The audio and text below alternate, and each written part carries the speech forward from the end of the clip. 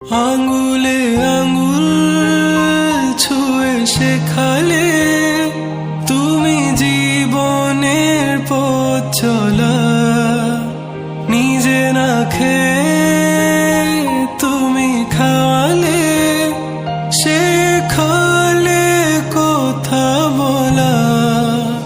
বাবা তুমি আমার যত খুশির কারণ,